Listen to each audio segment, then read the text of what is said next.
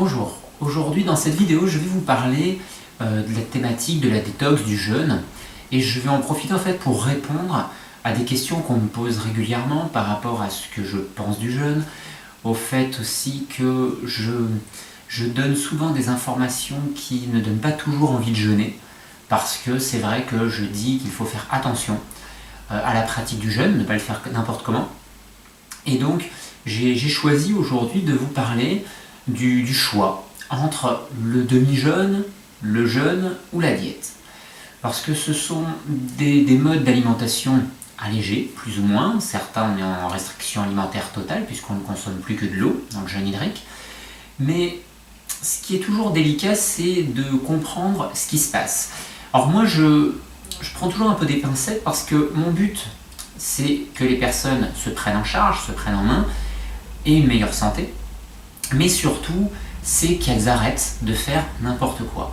Or, le jeûne, c'est quand même un outil qui est extrêmement puissant, et la plupart des personnes qui viennent à jeûner ne sont pas conscientes de ça. Moi, je me pose cette question depuis que j'ai découvert le jeûne. Quand je dis le jeûne, je ne parle pas de faire une petite journée de jeûne de temps en temps, réellement de jeûner pendant 5, 6 jours, 10 jours ou plus. Et j'ai pu expérimenter différentes formes d'alimentation allégée, de la diète simple, solide en fruits et légumes, du demi-jeûne, de la diète liquide, où on va alterner des jus de fruits ou de légumes avec des bouillons de légumes, au jeûne hydrique complet. Donc j'ai expérimenté depuis quand même plusieurs années un certain nombre de types de restrictions alimentaires, de diètes, de jeûne, de manière d'accroître ce que l'on appelle la détox.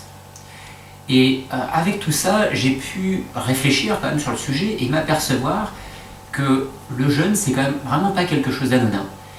Et pour cette raison, j'insiste pour les personnes qui veulent faire un jeûne, de vraiment se renseigner, de prendre contact avec quelqu'un qui est formé pour ça, pour les accompagner correctement, pour leur dire de quoi il en retourne. Moi, je forme moi-même des personnes qui vont être accompagnateurs de jeûne. Je suis accompagnateur de jeûne, mais je forme des gens qui vont l'être. Et c'est important de comprendre qu'on ne se lance pas dans un jeûne comme ça, que tout le monde ne peut pas se lancer dans un jeûne, et qu'il y a un palier entre ce qu'on va appeler des diètes et un jeûne complet. Et ça, c'est très important de le savoir, parce que quand on rentre dans un jeûne, on enclenche des processus à l'intérieur du corps qui sont d'une grande ampleur. Un travail qui peut être très très puissant, mais le souci, c'est que il faut savoir vers quoi on va. Et quand on enclenche certains processus, c'est pas de dire « hop, je sors de jeûne et tout va bien ». Ça, c'est l'idéal. Mais malheureusement, ça se passe pas forcément toujours comme ça. Et c'est pour ça qu'il est important de savoir de quoi on parle quand on parle de jeûne. Alors, dans ce choix entre la diète, le demi-jeûne ou le jeûne, déjà, le choix il va se porter sur une première chose. C'est quel est votre état global. Parce que un jeûne, c'est pas pareil, comme je viens de le dire, qu'une diète. On voit des textes, des personnes, même en conférence, qui disent que une diète, un jeûne, c'est la même chose.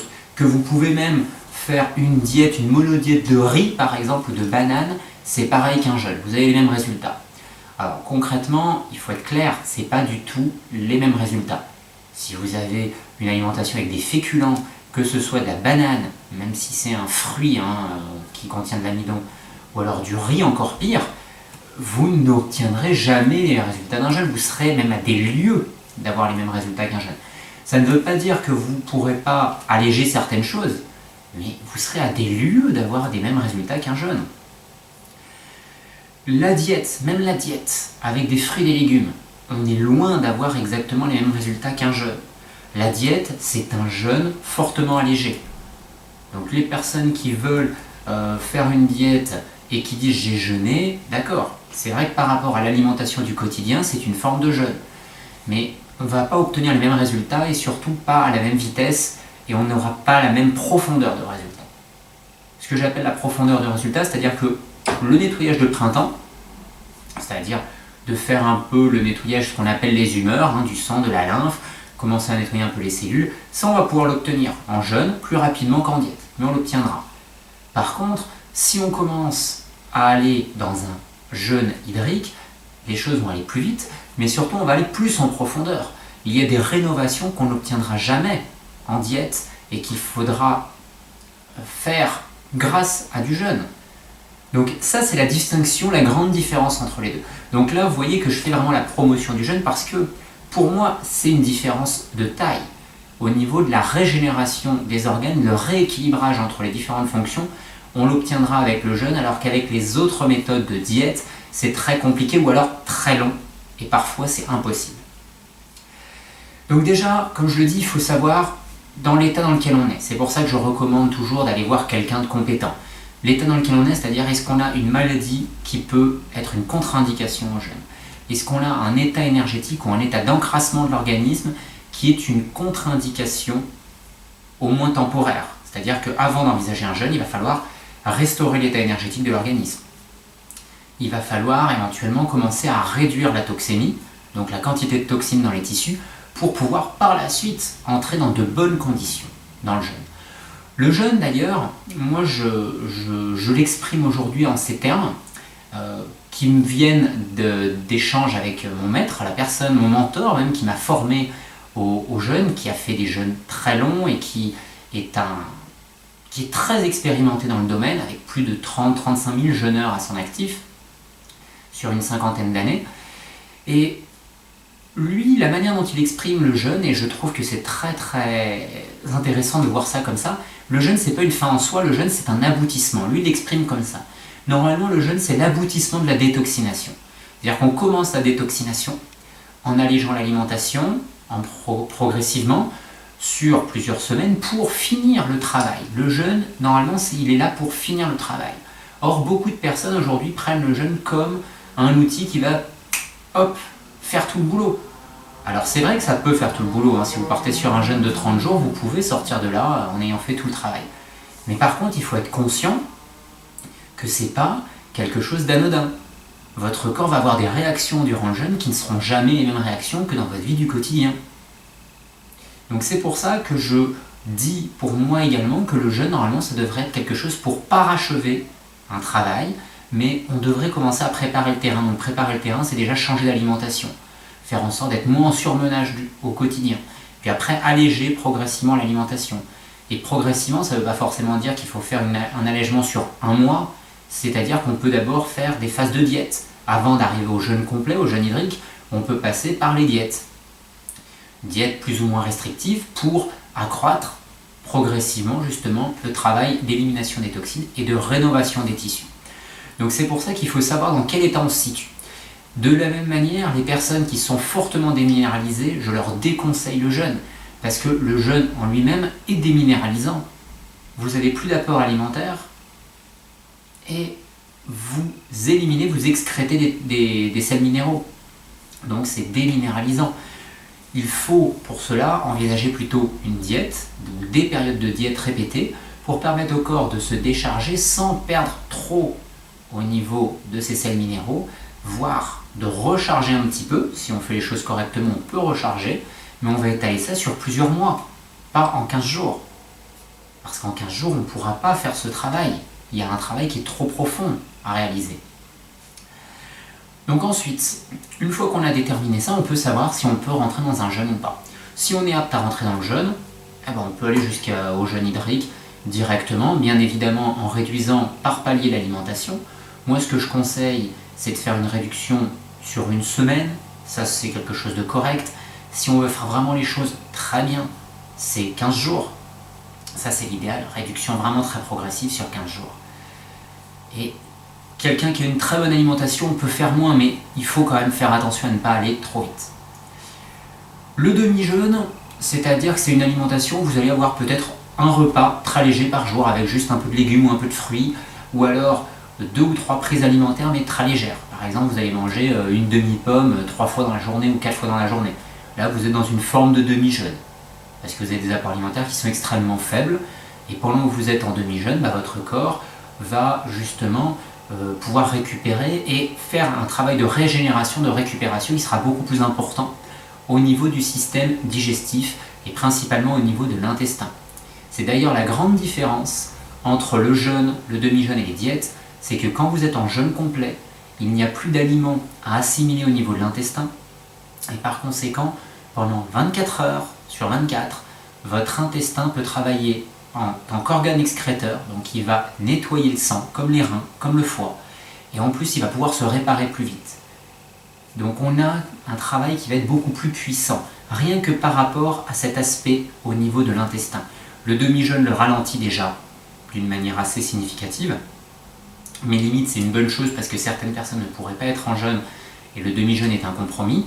Et les personnes qui ont par exemple des médicaments, donc qui ne seront pas en état de jeûner, ou alors qui ont un état énergétique trop faible, trop d'encrassement dans un premier temps, on va plutôt envisager une diète.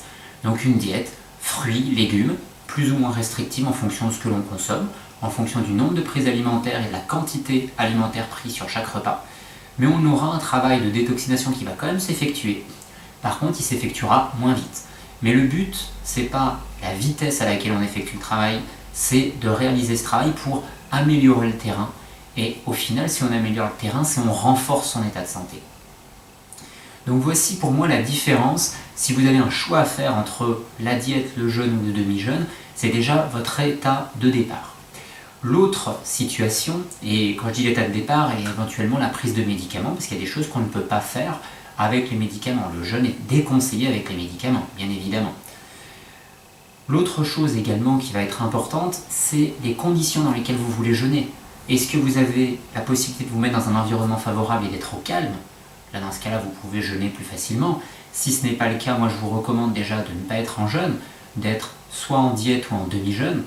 Là, moi je vous parle, je sors d'un demi-jeûne, au début je voulais jeûner, mais vu les conditions de vie qui s'apportaient à moi, puisque je ne pouvais pas m'isoler, j'ai opté pour un demi-jeûne parce que je ne pouvais pas justement éviter certains impératifs.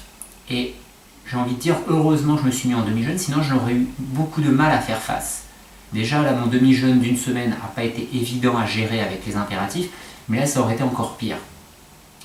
Donc c'est pour ça, moi je le déconseille, je ne suis pas le seul à le déconseiller, ça n'est pas qu'on ne peut pas faire ces activités du quotidien avec un jeûne complet, certaines personnes le font, c'est un choix.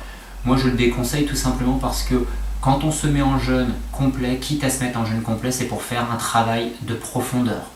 Et faire du jeûne complet pour finalement réduire par 2 à 3 l'efficacité de son jeûne, parce qu'il y a du stress, on court dans tous les sens, on ne se repose pas beaucoup lorsque le corps réclame des phases un peu plus calmes, c'est perdre beaucoup d'efficacité au niveau de son jeûne. Donc je trouve que c'est tout simplement dommage. Par contre, si vous allégez votre alimentation, simplement, vous passez juste en fruits et légumes pendant quelques jours, là déjà ça va changer beaucoup de choses, parce que vous allez faire des économies au niveau digestif, mais vous n'aurez pas encore le contraste du travail intense enclenché dans votre corps par le jeûne. Donc ce sera beaucoup plus facile à gérer dans votre quotidien. Et enfin, le dernier point au niveau des choix, c'est combien de temps vous voulez le faire.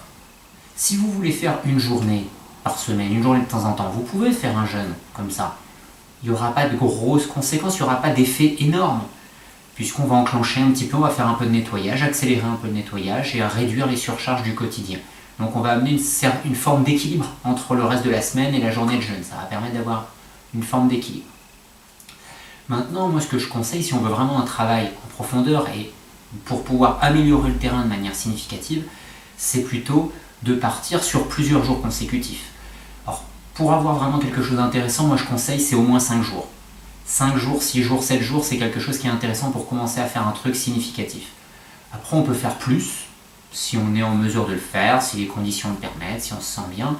Mais déjà, si on part sur 5 à 7 jours, on peut faire un comparatif entre avant et après qui est déjà vraiment intéressant. Donc c'est pour ça que je conseille, plus que de faire une journée de temps en temps, régulièrement, c'est très bien une journée de temps en temps, mais c'est de pouvoir s'octroyer au moins une fois ou 2 dans l'année, ça peut être plus, mais au moins 1 à 2 fois dans l'année, une période de 5 à 7 jours où vous laissez votre corps tranquille au niveau alimentaire. Si vous pouvez jeûner en hydrique, tant mieux. Si vous n'êtes pas en mesure de faire un jeûne hydrique, mettez-vous en demi-jeûne ou alors en diète. Donc les diètes, je le répète, ça peut être fruits et légumes, alternés sur 4 repas. Un repas de fruits, un repas de légumes, un repas de fruits, un repas de légumes. Ça peut être monodiète, donc simplement un aliment. Moi je suis même plus, quand je parle de monodiète, de parler de la monodiète variée, c'est-à-dire où on va alterner un aliment à chaque repas, un fruit, un légume, un fruit, un légume, ça limite la surcharge d'acidité dans l'organisme par rapport à la monodiète de fruits. Et enfin, on peut avoir les jus, donc jus de fruits, jus de légumes, bouillon de légumes. Vous alternez ça sur 3 ou 4 repas. Donc on peut, si on est en diète, même faire que 2 repas par jour. On peut simplement réduire la fréquence des repas. Ça va augmenter la diète, l'efficacité de la diète, en réduisant donc le travail d'assimilation imposé à l'intestin, et bien sûr le travail digestif, même s'il reste léger. Et par conséquent, l'intestin pourra travailler beaucoup plus en durée pendant la cure, en excrétion et en rénovation. Donc voilà un petit peu pour faire vos choix. Voilà un petit peu ma manière en tout cas de les appréhender, de vous les conseiller. Si vous avez bien sûr des commentaires à faire par rapport à vos expériences personnelles entre le jeûne avec repos, le jeûne avec activité, le jeûne dans votre quotidien ou les formules de diète, n'hésitez pas à les partager parce que c'est intéressant, comme je vous le dis toujours, pour moi, parce que j'ai toujours des retours et ça me permet aussi de voir comment vous le vivez, mais c'est aussi intéressant pour le partage avec les autres. Donc n'hésitez pas à partager aussi cette vidéo si vous avez des personnes qui sont intéressées par le sujet. Et puis, si vous le souhaitez, bien évidemment, je pourrai de temps en temps répondre à vos questions ou après faire de véritables entretiens pour vous préparer ou vous encadrer, si vous le souhaitez, dans votre jeûne ou dans votre diète.